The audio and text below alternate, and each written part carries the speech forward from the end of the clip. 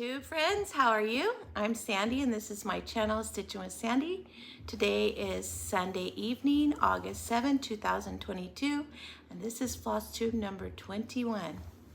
I hope you've all had a couple of great 2 weeks. I know I did. I have a lot to share with you today. I have a guest joining me today. So if I pause in between, that's why, because we're going to get ready for my guest. You may have seen her in the beginning reel, which is my daughter. She has something to share. She has a finish and wants to talk about it. So she'll be here to join us shortly. So since the last time I saw you, a lot has been going on. Of course, I'm gearing up for going back to school, so all kinds of things fall into play.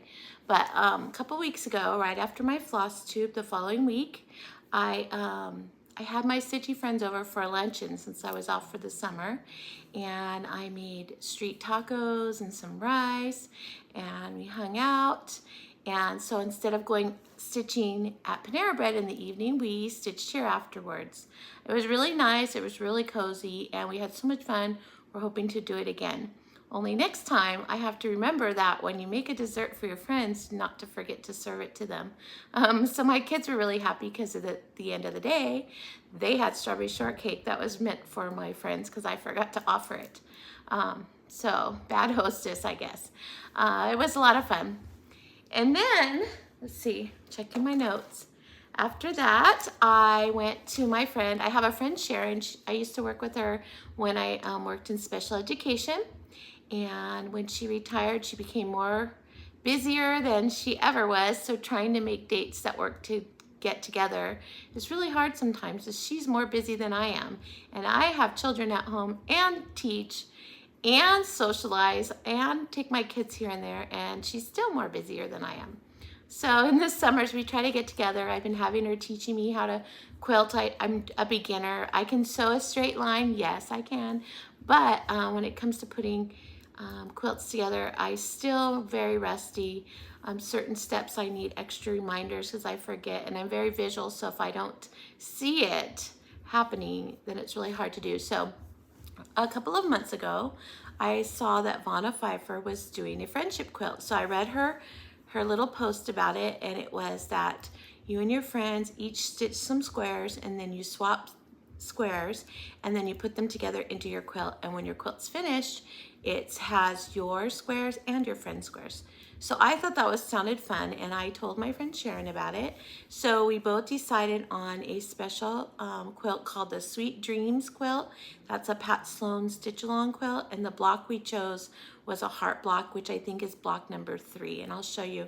So I decided I wanted mine to have a black background, and she wanted hers to be white. And we decided to go with spring colors. And it's funny because when you see it, our colors are so close together. It was almost like we didn't have the same fabrics, but the colors were like very close together. So it was neat how we both picked out completely different fabrics away from each other, and it still matches. So my quilt, the block was supposed to be 9.5 by 9.5, and it took me several tries to make it 9.5 by 9.5, but I finally got there. But then when we measured each other's quilt squares, hers were a little bit smaller, so I think my original ones would have worked out. So we had to make adjustments to the quilt. So originally, you're supposed to quilt, you would sew the 5 squares together of yours with the 4 squares from her, so a total of 9 hearts. Well, since they were different sizes, we decided to add sashing and little corner blocks. And then there's another border, so I'm not finished because by making the adjustments, I ended up short on the top or the final border. So I went shopping. I found the same fabric, thank goodness. I need to tear apart the first row that I did and then make those blocks a little bit longer, and then I could put it together, and then I have the batting and the backing to put together, and then I just need to make my I'm going to make a scrappy border, or scrappy binding, sorry, trying to find the right words, and I'm going to use pieces of the fabrics that I use. So let me show you where I am. So this is my quilt, and I'm going to go slow, but here it is. We had to make a few adjustments, but hers are the white ones and mine are the black ones. And I'm going to keep rolling it so you can see it. And here we go, the last one. And so you can see the colors are very close to each other. So I'm very proud of it. I know it's not finished and I have a little ways to go, but it was a lot of fun. We got to hang out, we went out to lunch, we got to catch up on each other's lives. I wish I could see her more frequent. We really don't live too terribly far from each other. It's just our schedules never seem to match up where we can get together as often, but hopefully I'll get to see her again soon because I want to put this together. I know she's working on hers right now too because we spent the afternoon mostly piecing mine together to see how it would turn out. And so that's my quilt. That's my start. We'll see how that goes. And then, let's see. After that, of course, now gearing towards going back to school. There was a science training. I did a science pilot for a new program that we're going to use. We adopted the program, and so the district has all of us teachers go out through a training. It's like an 8-hour day, and you go to the training. Training was exactly the same as what I had at the beginning of the pilot, but if you go in the summertime, you get paid for it. If everyone has to go regardless if you piloted it. And if you go during the school year, then you have to make a lesson plan. You don't get paid extra for it because you're already at work. And the lesson plan is probably the worst part. So if you do it during the summer, you get extra pay. So I chose to do it then. It was a very long, long day, but that's behind me now. So after that, then I had to do registration for my 3 younger children. One is going into 10th grade. So we went to the high school and got him all squared away, got his books, took his school pictures, and got his ASB card, and he's all set to go. He'll find out his actual classes. He has the list of classes that he received, but he doesn't know what period or what teacher or anything. He gets that, I think, Tuesday night, because Wednesday all of the kids go back to school. Teachers and staff go back tomorrow. And then my daughters had registration the same day, but theirs was in the afternoon. So we got them all dressed up for pictures, and they're twins, and so they're going into 7th grade.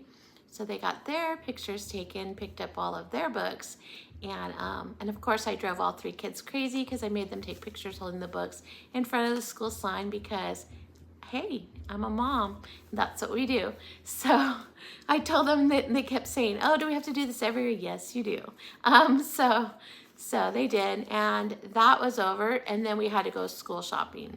And I tell you, shopping for kids is just so much work because they can't decide what they like.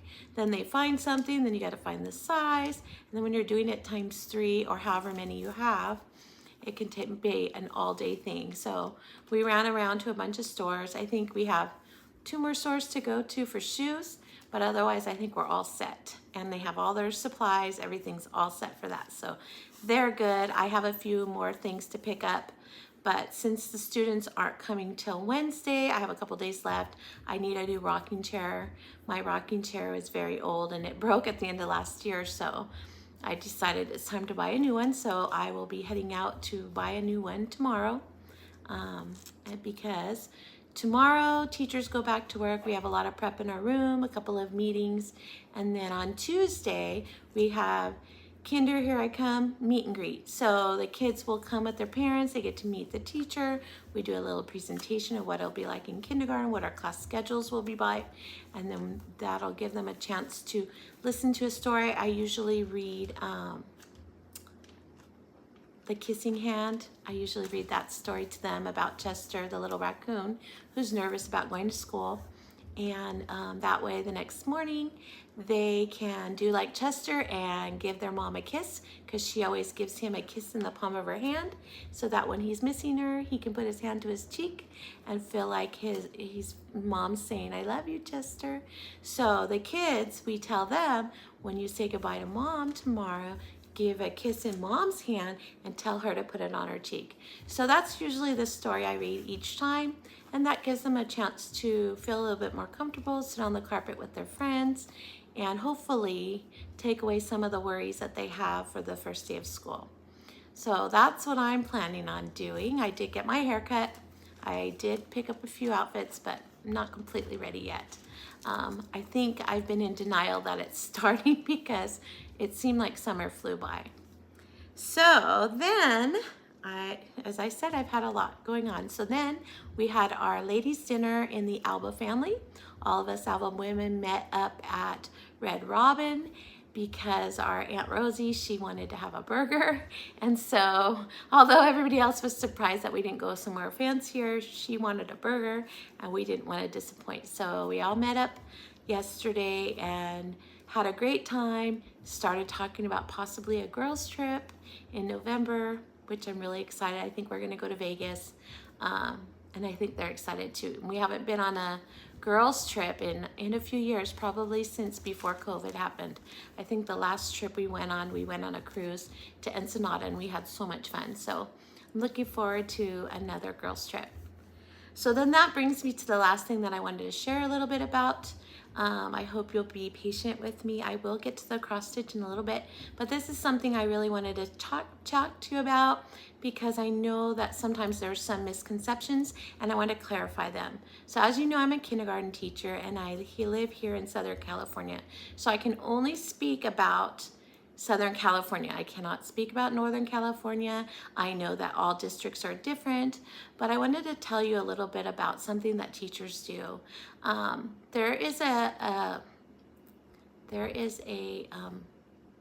hashtag called Clear the List, hashtag Clear the List, and it's where teachers are gathering lists on Amazon, and it's all things that they could use in the classroom. Now, some of the things might be consumables like pencils and paper and crayons, and some of the things might be games or PE equipment, different things that we use in the classroom each year. Some things get broken. They are children, that does happen. So sometimes we have to replenish. But a lot of the misconceptions is that that the district pays for all the materials and that we don't have to spend much of our own money unless we're going above and beyond. And why don't the parents buy? But I want to explain something. There's a couple of schools that are called Title I schools. And a Title I school is a school that has disadvantaged families that go there. And so the school district can apply for funding through the state. And the state helps pay for materials. So what happens for those schools is the teachers cannot ask the parents for donations. That's not allowed. They're not supposed to do that because they're disadvantaged families and they can't afford it. So they can't ask. So anything they want to do beyond what the school purchases, they buy themselves. And then if you're like me, in my classroom, our school happens to not be a Title I. So we don't get extra funding. However, we can ask for a class list and put it out there for parents and put down wish lists and hope that they turn in some supplies, which they do, don't get me wrong. They will go shopping, and this is what they normally do. They will go shopping, they'll see the list, but instead of looking at the name brands, they get whatever they can afford. So most of the time, it's the inexpensive items that they can pick up at the dollar store or maybe in the Target bin, and usually those are like generic brands. And the only reason that we don't like them, it's not because we're not grateful, because we are grateful for anything we get, but they can be frustrating to the students. For example, sometimes you'll get some cheap pencils and the lead will just come right out of the wood.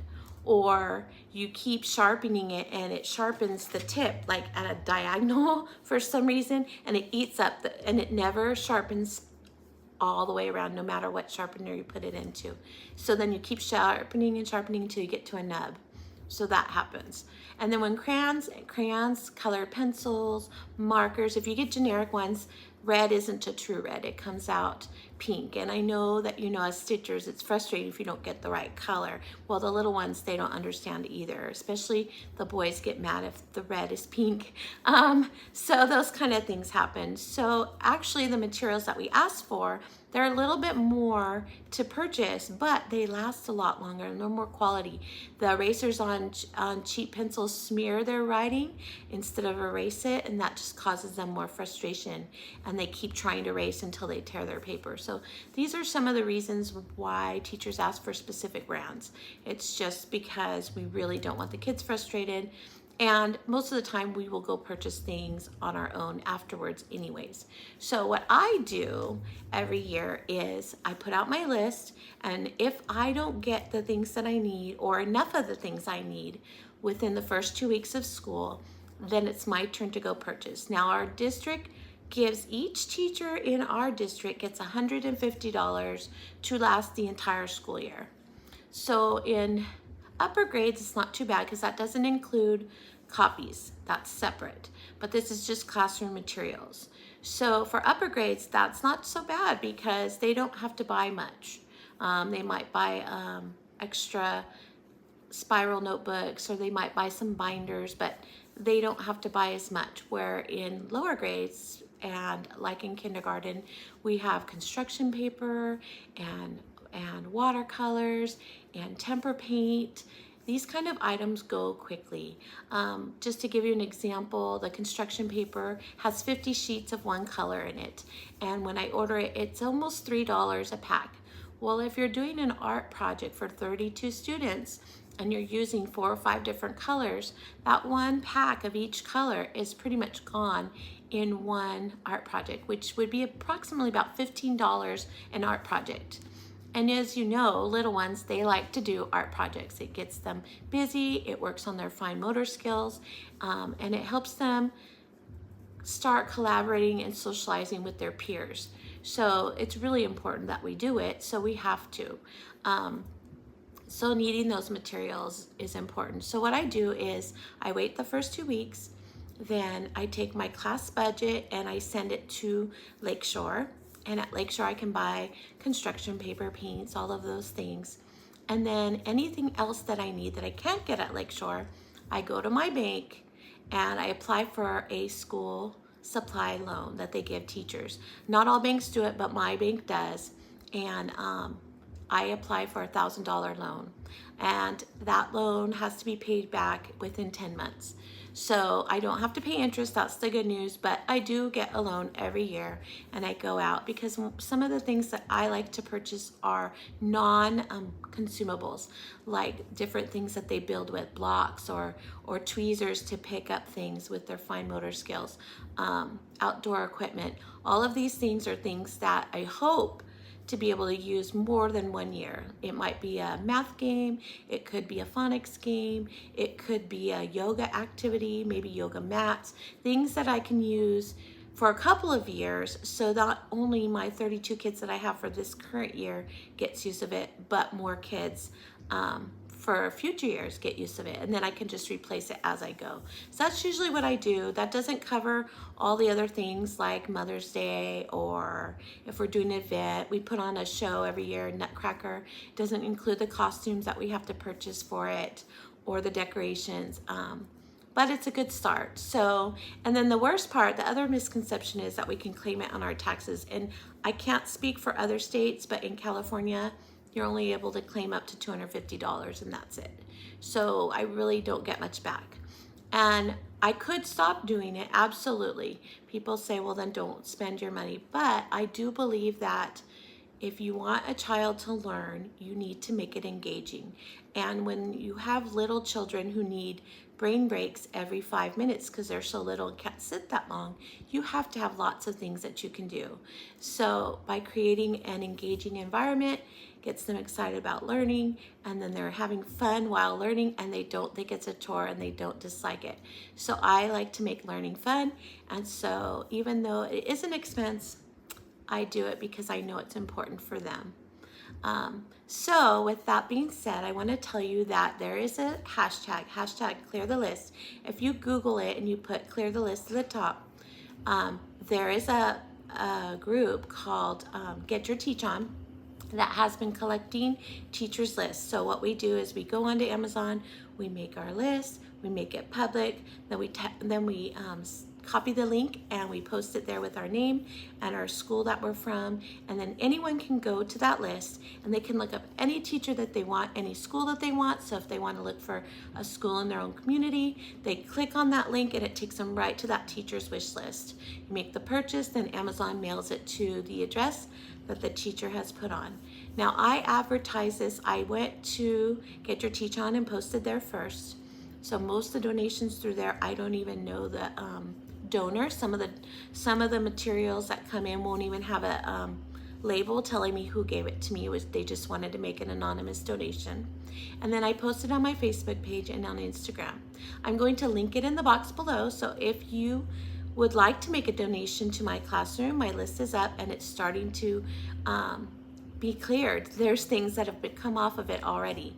So if you'd like to do that, we would greatly appreciate it. If you're interested in looking at your child's school or your grandchild's school and helping them, that's a great way to help. And then if their teacher's not listed, another idea that I could suggest is sometimes we have students, I have a couple every year, where other kids bring in their materials and this child doesn't, and I noticed that this child doesn't have a backpack or things like that. So sometimes I'll go buy, I've even bought winter jackets and shoes for children. That's another thing that you could make. You could donate a gift card to the teacher for a specific store, and you can let her or him know, I'd like you to use this for any child that might be in need. And then they can do that too. So I've done that in the past, and it's great. Sometimes at Christmas, my parents will turn in a little gift card so that I can do that for those students too. So that's just some of my ways that you can help if you're interested. It's not mandatory. I'm not going to be upset if you don't do it.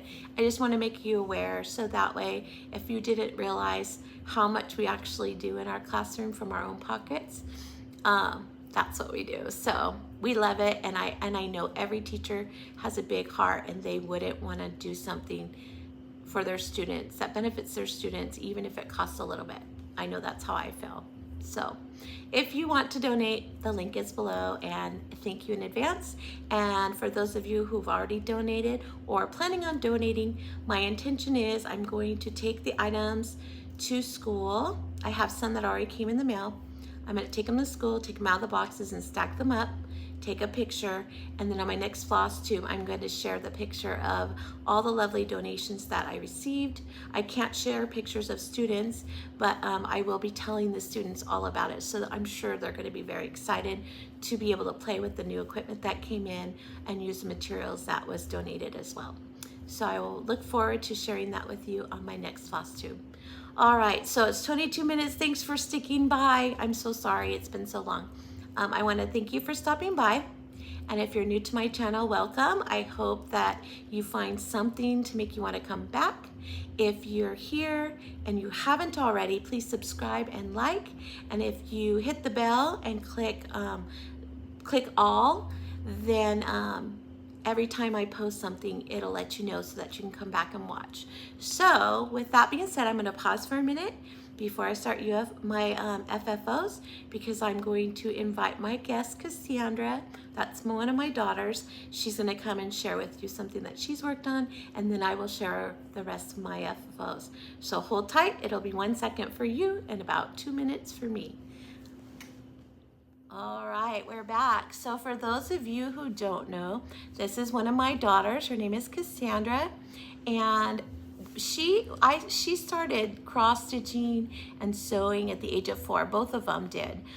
They used to climb up and sit next to me and ask if they can do it. So I would put it in the hole and they would pull it through, and then I would tell them, okay, now I'm gonna put it back up. And then they would pull it through, and they liked doing that. And then Cassandra, for one Christmas, I think on her fourth Christmas, she wanted a sewing kit, so we bought her a couple of them, and she started sewing it. Yeah, they were like these little, it was like a cat. It was like a stuffed animal. I unfortunately don't have them anymore. I don't know what happened to them. They disappeared.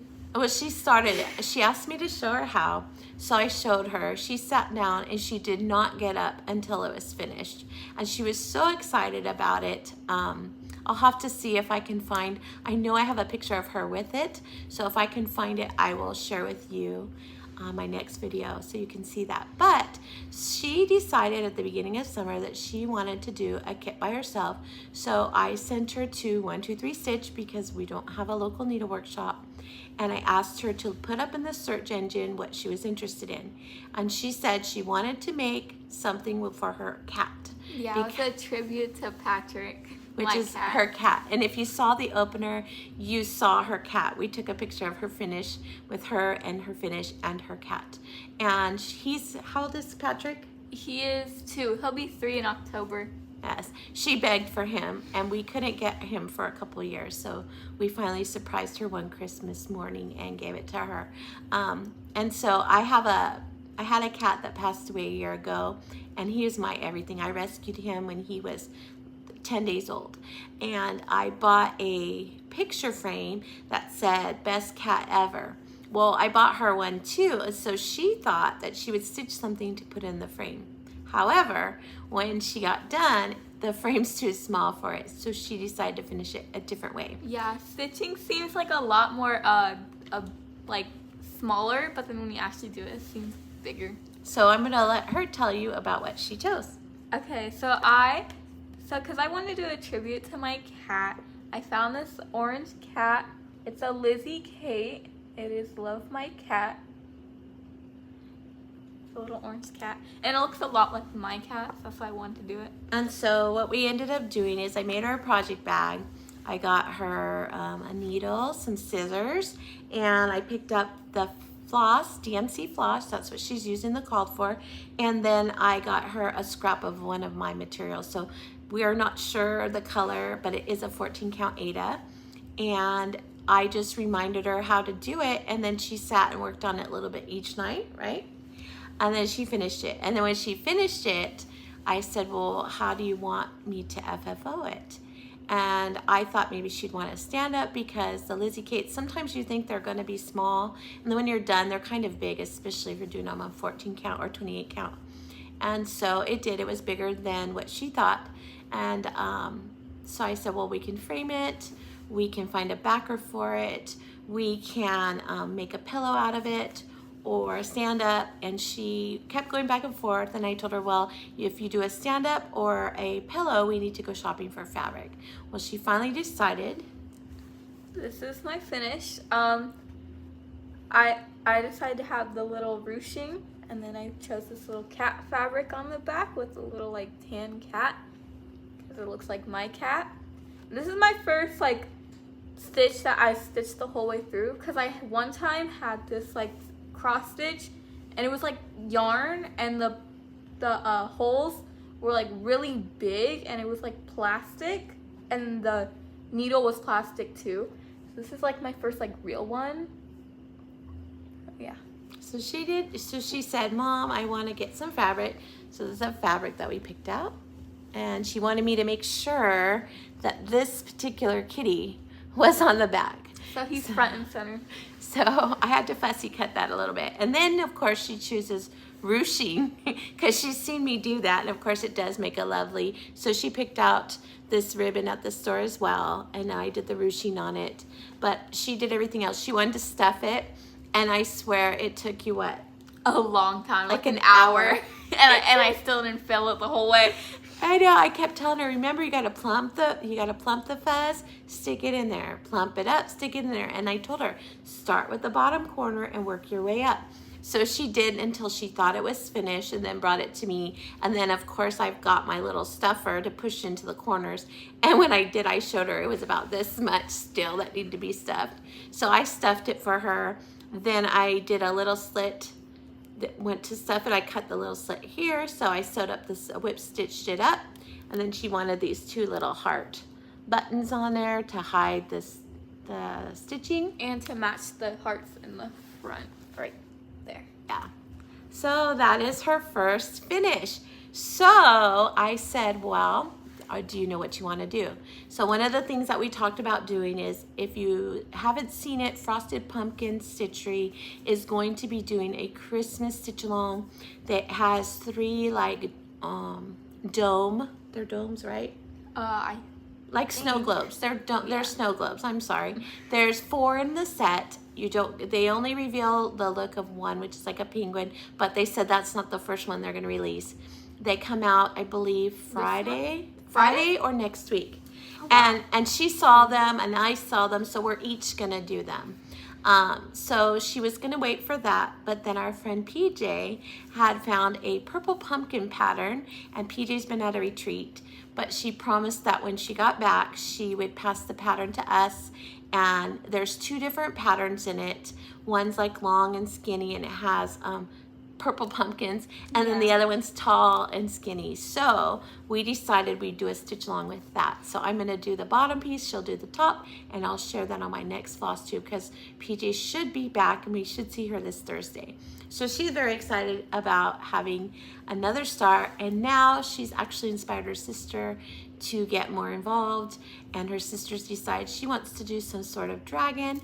So I'm trying to find a simple dragon pattern to get her started, something small and little, because the one that she wants to do is really big, and I don't want her to lose interest if she does a big one and gets tired. So if you know of a pattern that's small and it's a dragon that would be easy for a beginner, let me know, because that's what I'm searching for her. Yeah, she loves dragons. Yeah, and so if she does, if she commits herself to it, then I'll bring her on here and you can see her too. So I'm sure you'll see Cassandra again. We're very excited that she's joining the cross stitch group, and I am hoping that this will be great, because now as I accumulate more patterns, I know that she can find patterns inside there, and I don't feel it would be like double dosing instead of me buying, maybe never stitching. So it'll be nice to have someone to share my stash. Of course, I'm sure eventually she'll have a stash of her own. I asked her if she wanted to donate her pattern as a giveaway, and she did it because it was her first completely independent stitching piece. She decided she wanted to save it, which I understand. So there will be more from her in the future, but for now we're going to go ahead and say goodbye to her, and then I'll be right back to go on with my channel. Bye, Cassandra. Bye. Hello, sorry for that. We were trying to figure out the best way to do it. So here comes my FFOs. So the first one that I have is by Primrose Cottage Stitches, and it's Squeeze the Day. This one I stitched this one on 28 count, oops, I have it upside down, 28 count Monaco. I dyed it in green apple, let it dry, and then I dipped it in aquamarine, and so it's hard to tell on the screen, but it's a little bit of mixture of green and the aqua, so it's so pretty. And then I just put the yellow pom-poms on, and I found this when we were looking for Cassandra's fabric, and then I just used 3 little buttons to close it up, and it's a cute little small finish. So that was fun. And then my next FFO, this one I've been dying to show everybody. So it only took me 2 days to stitch it. I probably could have stitched it in 1 day, but I've been working half my stitching time on some model stitching, and so I've been trying to divide up my time so I'm not getting my own things done as quickly, but I'm able to do some for the designer and some for myself. So that's what I'm doing until my designer piece is finished. Should be done in another week or so. So last time I showed you some JBW designs that she offered for giveaways. So I decided I wanted to do one of her patterns, but I didn't want to do Christmas. But she had one that I really, really wanted to do, and it's called the French Country Crow. And underneath it in the pattern, let's see, do I have it? Oh, it's in my, I'm gonna give it away. I'll show you it at the end. But it has in French the words that say the raven, but I didn't stitch those on there. And then I finished it on this. This piece, this backer, I got from Michael's. And when I saw, I think I'm gonna put it this way. I was watching Java Girl Stitches Christy, and Christy had shown that she bought it at Michael's, and I was like, oh my gosh, I think my my raven's gonna fit perfectly. So I went last night, I bought the very last one they had, and I was right, it did finish. So I stitched on 14 count feldspar, picture this plus, and there he is. And I love her patterns because as you're going along, it's a bunch of little motifs. So there's like an owl in here, and then there's a cat, a couple of crows, a moon, a squirrel. They're so cute. A pumpkin. There's even the little skeleton skull right there. and I loved it. And so of course I emailed Judy Whitman and showed her what I did, and she loved it too. So I just wanted to show you another way to finish her pieces.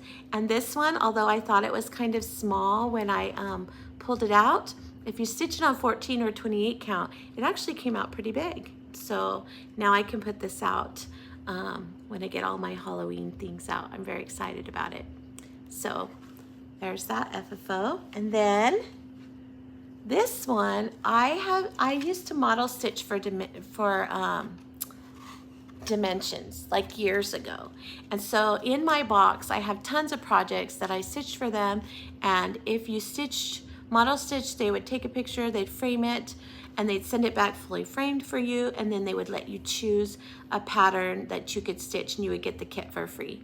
And at the time, a lot of people around where I lived was into ocean and beach homes and all of that decor. So I had stitched one as a gift, but then I didn't have anyone to give it to. I didn't know who to give it to.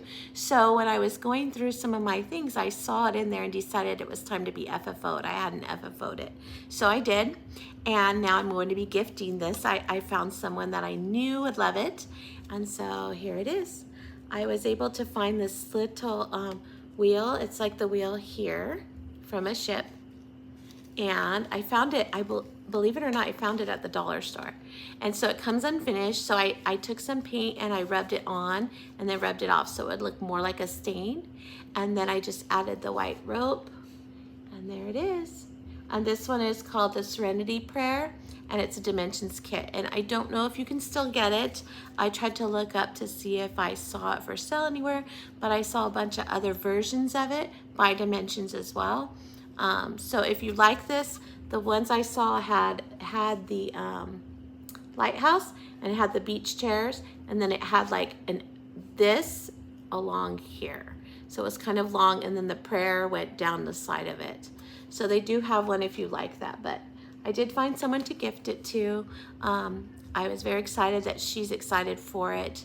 And so if you watch Stitching by the Shore, if you watch Laura's channel, I'm gifting it to her. She did make a donation to clear my list, and I'm so grateful, and she was on my mind, and I wanted to give her a thank you gift somehow. And when I took this out and remembered that this is not really my style, but she would like it, I asked her and she was thrilled. So it'll be going in the mail, but I just wanted to share it on my channel. So that is another FFO. And then also I pulled out another one. Now this one is Dragonflies are another thing that I like. I even have a Dragonfly Tattoo, a very small one because I'm a baby. But I did get one when I was 25 for my 25th birthday. And I had asked Dimensions for this kit to commemorate that moment. My dragonfly that's on my inner side of my calf is this color, exactly like that one, but not real big. It's super tiny because like I said, I'm a big baby. So I finished this off. This was a board that came from Target's dollar spot. It was $3. Oh, no, $5. Sorry, $5. And I just got it recently, so you can check your Target dollar spot. They may still have it. So I FFO'd this today. I just love it. And now I'm going to put it out with my summer things. Very excited about that. And that is the end of the FFOs. However, that's not the end of my finishes. Chantel from 141 Design Company has been, she sent out requests for model stitchers, and she had different programs that you could do. I chose to do the one where I stitched the piece for her, and then I send it back, and then she FFOs it. I'm one of her backers, and she'll keep it maybe up to 6 months, she said, and then I'll get it back and it'll be FFO'd. So I thought that was a good deal. And so she asks you like what your favorite designers are, so you do something that you really like. So she asked me if I wanted to do this one, and then I was like, sure, I hadn't done it yet. And it's Calvin and Clyde by Stitching with the Housewives. And so here's my finish, and I'm going to talk a little bit about it because it's a little bit different. So I love Stitching with the Housewives. The only thing I'm not interested in are chickens. However, if I was doing a barn, I would have chickens because that goes with it. But for other things, there was on the pattern a little chicken sitting right there, which I'm sure for chicken lovers, it was adorable. But to me, the scarecrow needed to have a crow because he's trying to scare the crow. So what I did, and I did it so old school, I don't know of any stitching programs that you can use that do not require a desktop computer. So if you do, I would love to know because I have lots of designs in my head, but I don't have a program to do it on, and I don't know what program I can use with a laptop. So if you know, please let me know. So what I did, I went old school. I have the book of days. In the back of the book of days, there is some graph paper. So let me show you what I did. So I got my color pencils out and I turned to the back, and I'll show you my process, what I did. I decided I wanted to have a crow. And so first I came up with this one, but then I thought, you know what, that doesn't really look like a crow. It looks more like another kind of bird. I don't know what kind, I guess depending on what color you colored it on. So then I did this one, and I loved how it looked, but then when I counted the squares on the piece, this one would not fit. So then I went with this one, and then the chicken that was on the pattern had 2 little sunflowers on her neck, but I thought that that looked weird, so I wanted it to have 3 because to me odd numbers look better. That's just my personal preference.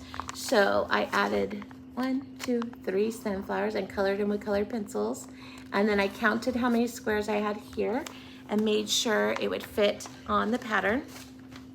And then using that, I did this. And I love him so much that I told my husband I need more graph paper so I could do some coloring. And so I have something in mind to do him with. So I asked him to pick me up some. So well, I'll get coloring and then I'll stitch it up and I'll show you it. I'm not a professional, but I think it'll be a lot of fun.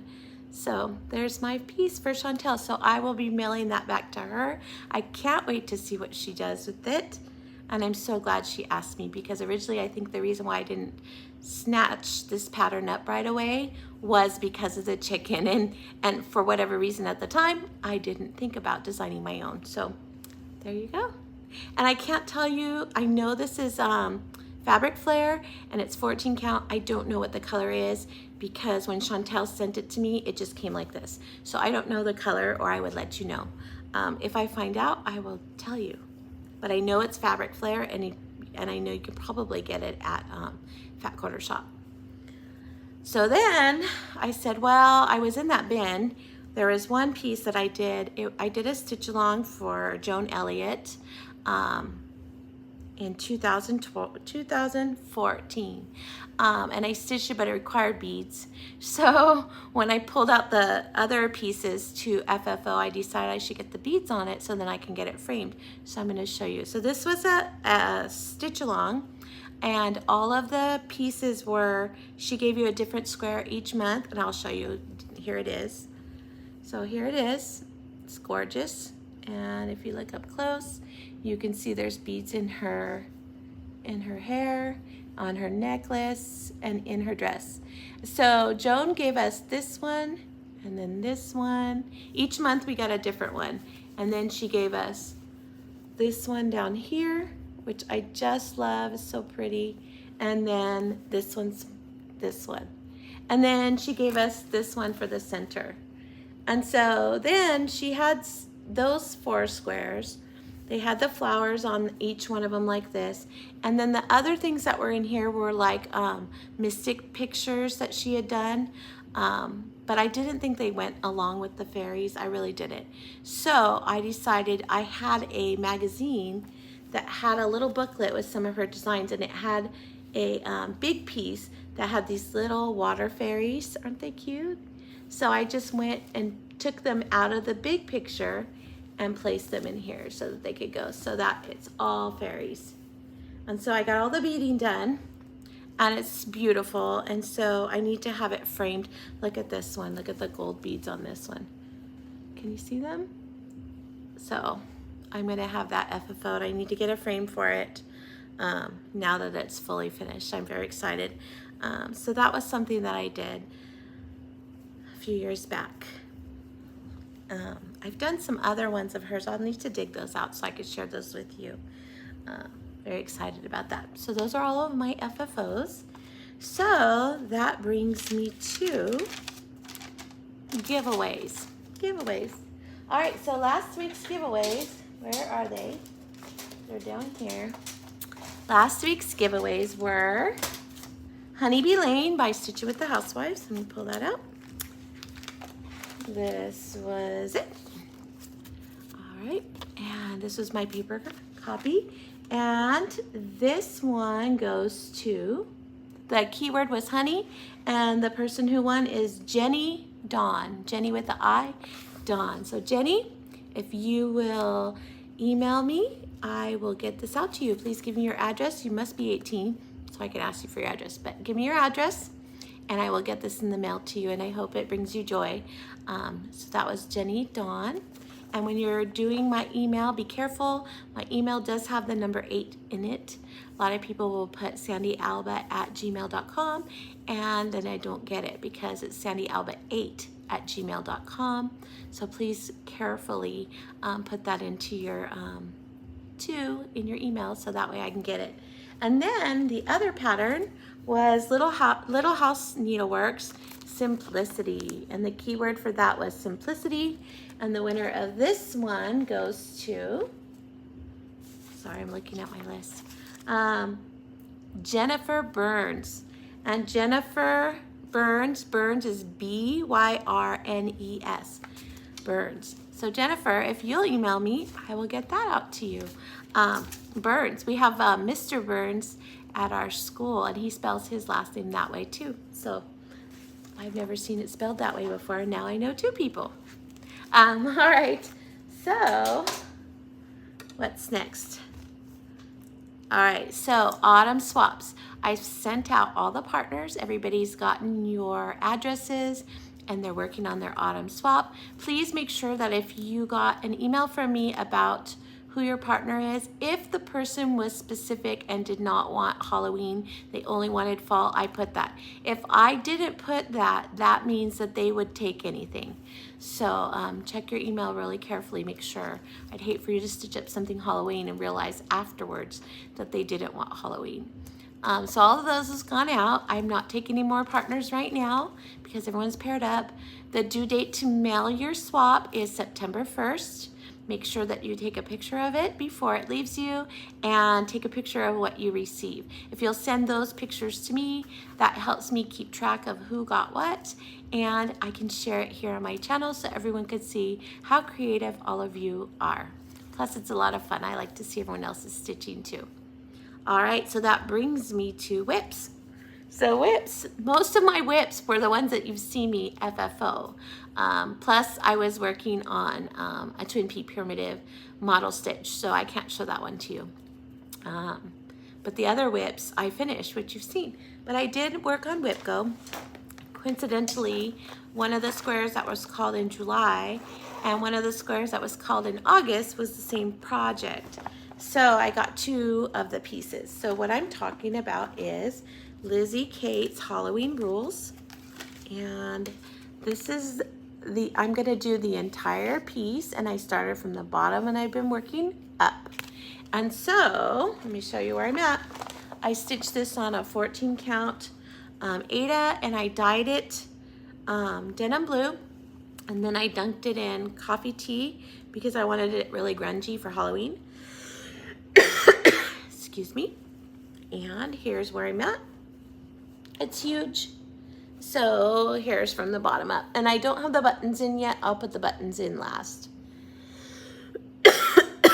Excuse me. So the ones I recently did was, I did Visit a Haunted House right here. That was the July one. And then the August square was Eat Candy. So I just have one more, wear a costume, and then the free border at the top. And this will be done. So I believe I should have this finished for Halloween this year, which makes me really excited. Sorry, I have like a tickle or something. All right, that's my only other whip. So that brings me to, I have a piece of Happy Mail. I had sent out one of my winners her pattern that she won for my giveaway, and she sent me a beautiful thank you card in the mail, and I wanted to show you. It's this little hummingbird, and it's a photograph. It's gorgeous. It says it's photo by Cindy on the back, but she turned it into a card to thank me, and she doesn't know this, but it's very special. My sister-in-law passed away last year from breast cancer. Tomorrow's the anniversary of that day, and one of her favorite things was hummingbirds. So I'm working on a piece for in remembrance of her.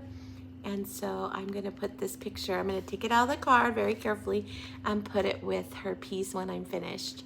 And this was from Ellen Matoba. And Ellen, I hope I said your last name right.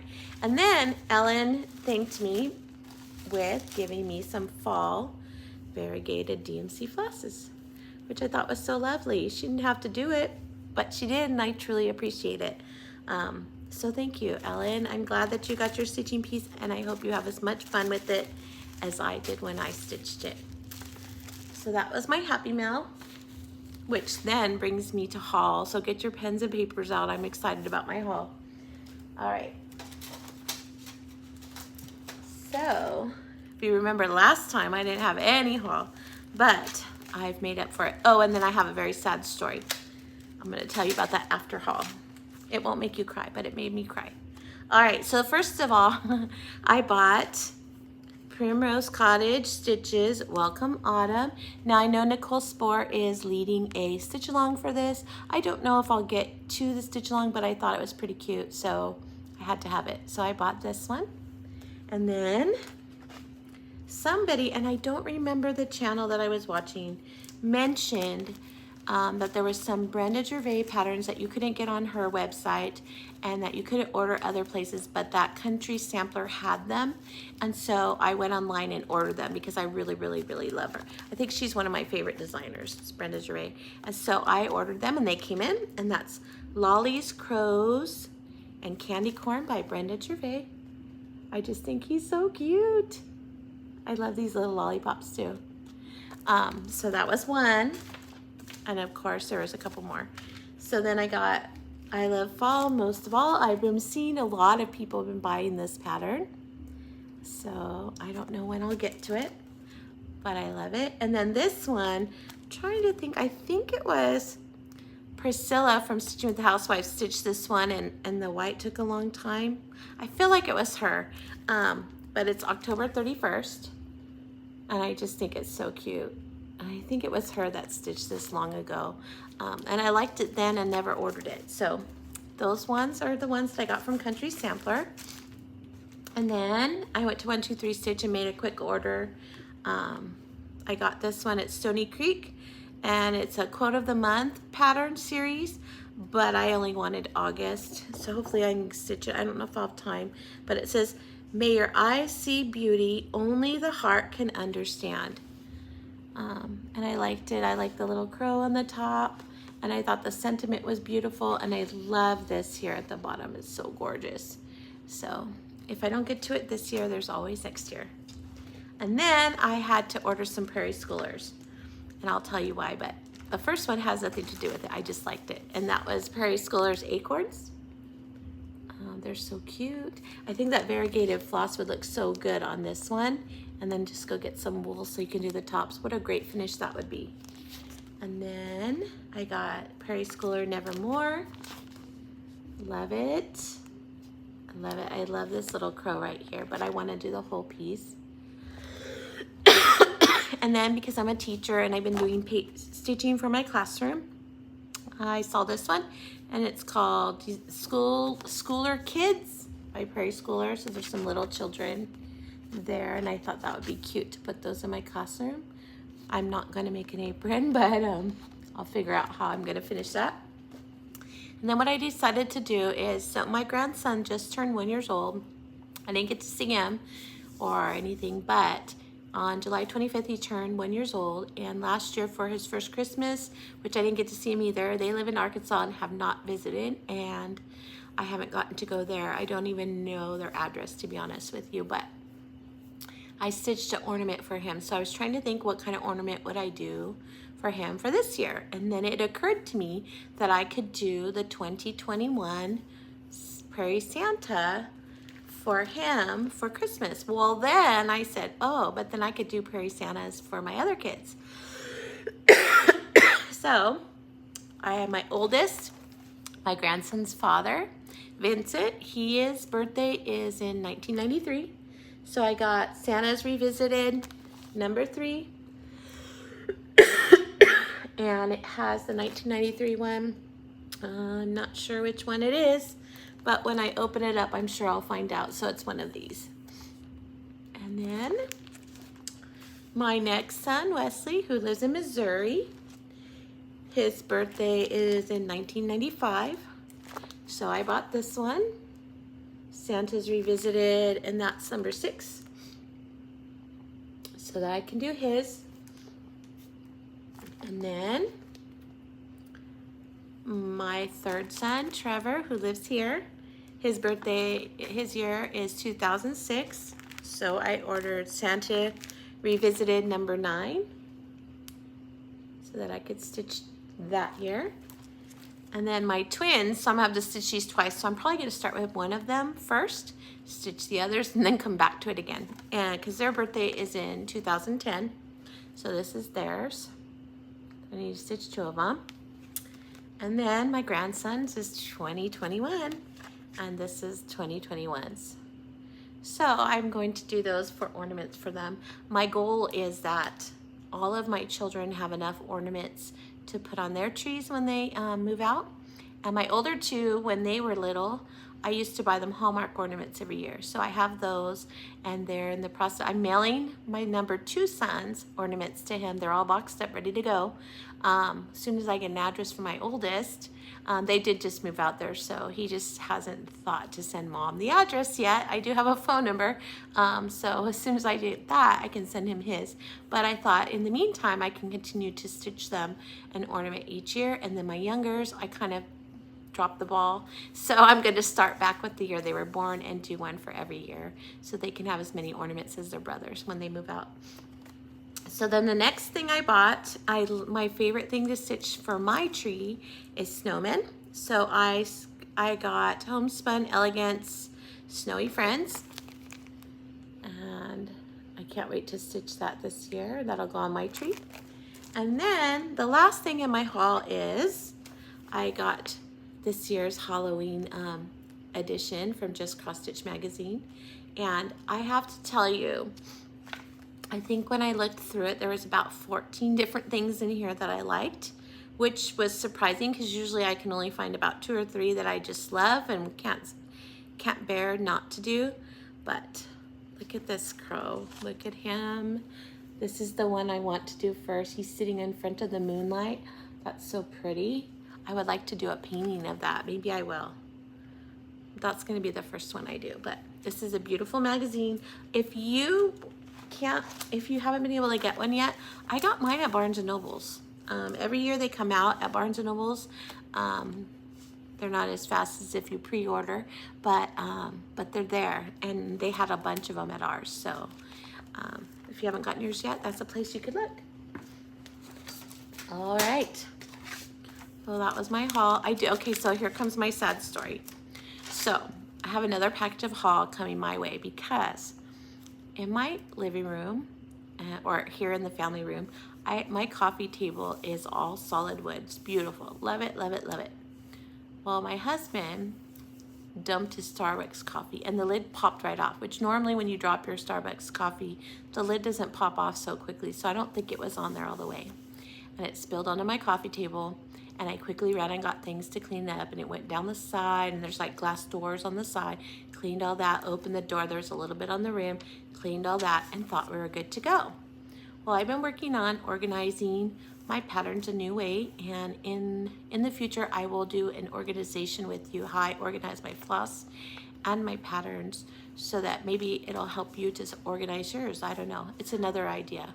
Anyhow, he dropped the coffee and we thought we got it all. Well, when I was pulling out the patterns to enter them into my spreadsheet, I noticed that there were several that were, a lot of them are in baggies when you get them, like plastic Ziploc bags, and I leave them in there. But the ones from Hands On Design that come like a little postcard where it's got the picture on the front and the pattern on the back, well, I had all my chock full, a year chock full, in the little basket. Well, when I went to go take them out so that I could put them in the computer, they were stuck together, and even after I pulled them, it just tore the pattern. And of course I wanted to cry. I was so sad. Then my husband, I know, felt bad. He didn't do it on purpose. He bumped the coffee. That could happen to anyone. But he saw me upset, so he said, "Are those patterns you can still get?" And I said, "Yes, you can still get." And he said, "Well, then go on over to your computer and order them, and I'll buy them for you." So I did. I ordered all the ones that got destroyed, and it was really weird throwing the ones that got destroyed in the trash. It was really hard to do, but the new ones should be coming. And of course, I had to order a couple other patterns to go with them. Why? I don't know, because I'm addicted, I guess. So I'll have more to show you next time. So that's my sad story, but at least it's been remedied, and at least they weren't patterns I couldn't get again. So thank goodness they were not retired or anything. So that brings me to my giveaways for this week. Let me just get my book that I've been trying to stay organized and keep them in this. I record all the patterns I give away and who I give them to. So I have 3 giveaways today, and I'll show you why in just a minute. But since I finished the crow, which I still look at, it's so cute. Okay, so here's the pattern that I used. And as you can see, it looks like a little pillow. So I didn't think it was gonna fit. And then on the inside, it has another finish. I will show you. Looks like that, which looks like an ornament, which is what I thought I was gonna be making. But I probably could have if I stitched on something smaller. But I had this scrap of feldspar, and I love that fabric and thought it would look nice on there. So I went to town stitching it. So since I'm finished, I don't need the pattern anymore. So I have the Christmas ones. I'm gonna give you, I'm gonna start passing out more of hers. I have another one to give out. But since fall and Halloween's coming before Christmas, I wanted to give this one away now. So this one, if you say the word crow, if you'd like this one, put the word crow in your comments, and then I'm going to give you a question to answer as well. So you need to answer the question, say the word crow somewhere in your comments, must be 18 so that I can ask you for your address. Please don't say giveaway, freebie, all those words that trolls might find and then put in for the prize as well, and then it goes to them and they resell it or whatever, and it doesn't go to a stitcher who really wants it. Okay, so this one is crow, and I hope whoever gets that one, it brings them as much joy as it brought me. And then the ones that I had, I shared with you last week that she sent to me. I'm also giving away Seaside Series number 7, and it has the beach umbrella and the sailboat in it. So if you're interested in this one, please say Seaside. Sorry, I didn't write it down. Let me see. I'm gonna write that down before I forget. I did so well earlier. All right, please say the word Seaside. All right, in your comments. All right, so I have that written down. And then, I don't know if you can see on my tree. Let's see if I can put it up. Okay, so I decorated my tree this time. For August, I did watermelons. So there's like a watermelon little banner right there. There's a couple of things that you could put on your tier tray. I put it in my tree.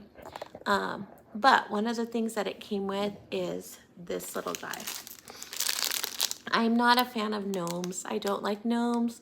I'm not interested in trolls. I don't care for leprechauns. I know that a lot of people find them very cute, but to me, they're creepy old men. That's just what I think of when I see them. I've never been a fan, but I know many people are. So this one came in the set that I ordered on Amazon, and I would love to give it away to anyone that loves gnomes and wants to give this sweet little gnome a home. He needs one.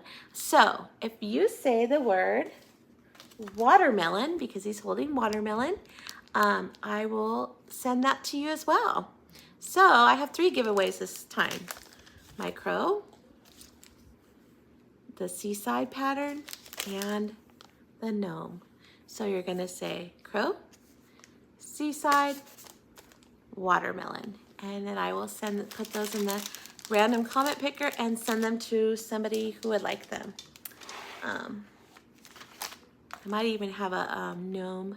I think I have a gnome pillow cover too that I'd be happy to throw in there too. I think it's for 4th of July, but I had bought a set and that was one of a cover, and I don't use that one either. So if you win him, I will put that in there too, and I'll show it in my next video so that you can see what it is. But I know there's one in there, and I saw it today when I was putting my July things away, and I know I'm never going to use it. So I'd rather it go to a home where someone can use it. All right, those are my giveaways, and my question that I want you to ask to enter for the giveaways is, knowing that school is starting, maybe your children are grown, maybe your grandkids are starting, maybe you're an employee of a school district like I am, and you're going back. The question is, what is your favorite school memory? So for me, my favorite school memory was when I was in 2nd grade. I lived in a community where my family was the disadvantaged students, and we didn't have money for anything. And so when we had a school production at school, I would be dropped off with my friend would take me, and my friend would take me home, but my family never came to watch, which was fine because I still got to participate. So my 2nd grade class, they decided to pilot a program where it was called bilingual education, and they were going to pilot it in our class. So you would do your core classes in English, and then everything else you would learn how to speak Spanish, which was wonderful because the community that I lived in was Hispanic and mostly everybody spoke Spanish. So I was excited about learning it. And so we got to learn our colors, numbers, our alphabet. We got to learn songs in Spanish, games in Spanish, all kinds of things. Well, at the Christmas production, we did all kinds of different songs, and we did some in English and some in Spanish. And the one song that we did, it was called the Pinata Song, and I tried to look up a version of it to share with my family when I was telling them this memory, but they've updated this song, which sounds cuter. All I can remember from the song, and I don't even remember the Spanish part, to be honest with you, is the verse was, take a stick and whack it, see if you can crack it. Then it says something, and then it says candy for your pleasure. And then it goes into the Spanish version of it. So it goes back and forth from English to Spanish. Well, the reason why it was my favorite memory is because for the production, my teacher chose me to be the child that got to hit the pinata during the song. So not only did I get to sing the song with all my friends, I got to be the one to hit the pinata. So I didn't have to have a blindfold either. So we saved that song for the end of the show, and then I got to hit it and I got to crack it open. And when the candy fell, all of us pushed it off the stage for all the little brothers and sisters that came to get candy from our show. So that was a lot of fun. I felt so honored that she chose me, made me feel special. So that's my favorite memory that I can think of that meant a lot to me and stuck with me all these years. So I would love to hear about yours. It's so fun when you guys share with me. And don't be afraid to ever ask me questions. I do respond to everybody in the comments. I love to hear about you. If you have any questions for me, I'd be happy to share. And please remember, clear the list if you're looking to donate to a teacher's wish list. And if you'd like to do mine, it's down in the link is down in the description box below. And I'm going to start school tomorrow, so wish me luck. I get a new group of cutie pies. My next video I'll tell you about them because I haven't met them yet. But until I see you then, I want you to remember to be confident because you can do anything. Be courageous because it takes strength to get through all those rough times that we have in front of us, or to help others who we know struggling get through their struggles. Be creative because it brings you peace in your mind and peace in your heart when you get to just do things for the fun of it and be creative. And be kind because all of us needs a friend, and all of us needs to be able to get through the day. And when you're kind to one another, it makes it a little bit easier to get through on the hard days. So I hope you have a wonderful 2 weeks. I'm looking forward to sharing about my new class with you next time. And hopefully Cassandra will be back to show you what she's going to work on. Have a great couple of weeks, and I'll see you soon. Bye.